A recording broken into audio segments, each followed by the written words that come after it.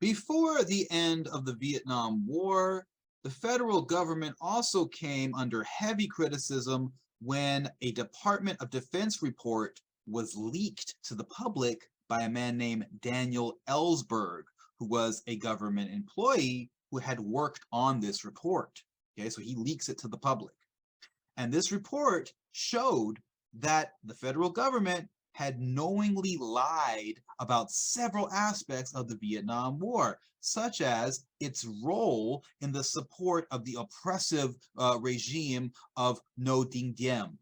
Okay, and also the movement to stop elections. Okay, remember that? Remember there were supposed to be elections in South Vietnam, but No Dinh Diem didn't want the elections to go forward, and the U.S. helped him to stop those elections, and that led to the civil war in South Vietnam. Okay, between the communists and the South Vietnamese government. Well, the U.S. played a very significant role in that. So they helped to start the war. The U.S. government helped to start the war.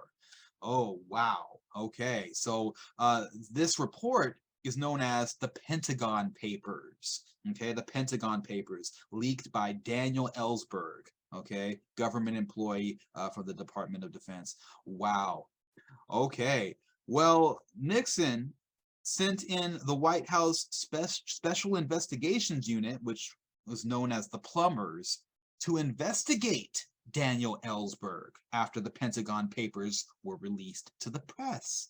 Okay, they wanted to find out information on Daniel Ellsberg. Why? To discredit his name. Okay, so what did they do? They broke into his psychiatrist's office. Okay, so they're trying to dig up dirt on Daniel Ellsberg to discredit his name. Nixon, President Nixon, was super paranoid, and he used the Plumbers, all right, this special investigations unit, and other allies to attack his political enemies.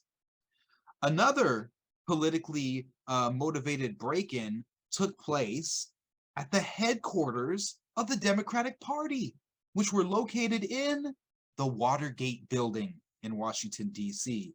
And so a break-in took place at the Watergate building, right, headquarters of the Democratic Party in 1972.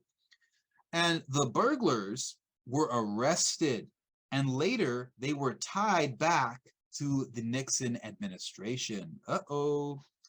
Keep in mind, President Nixon was a Republican, so maybe he was trying to find out some information about the opposition in the Democratic Party. But, you know, Nixon may not have ordered the Watergate break-in directly, but it became clear that someone in his administration did. Okay, but even if he wasn't directly involved, Nixon was involved in trying to cover up the Watergate break-in. Okay, he paid off the burglars so that they wouldn't say anything, and he tried to stop the FBI investigation into the Watergate break-in. Uh-oh. The Washington Post. The Washington Post had been conducting a deep investigation of this Watergate scandal, and eventually it came out that Nixon had some tape recordings, right, some cassette recordings of private meetings in the White House. And those tapes might just implicate him.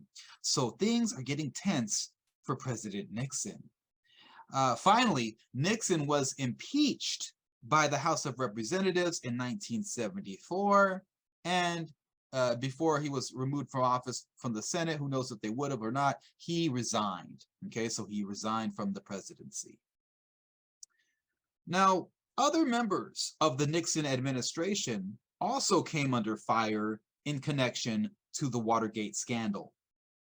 The Attorney General and 2 White House aides went to jail over obstruction of justice charges related to the Watergate scandal.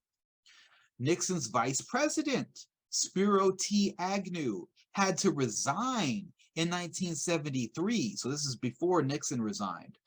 Because of other political corruption charges, such as he accepted a bribe earlier in his political career. That comes out. So Nixon's vice president also had to resign even before the Watergate scandal forced Nixon out of office.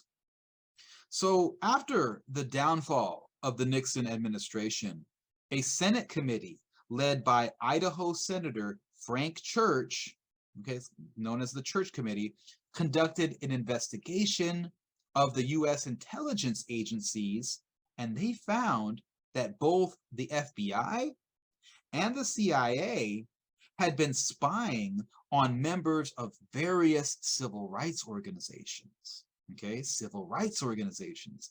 And the CIA is only supposed to operate in foreign affairs, not domestically in the United States. The CIA was also connected to plots to overthrow foreign governments and plots to assassinate foreign leaders without congressional approval. Okay, that's not democratic. They're just acting out on their own without public oversight. Okay, so all of this information was revealed, plus the Watergate scandal. All of this caused large portions of the American public to distrust the government in general.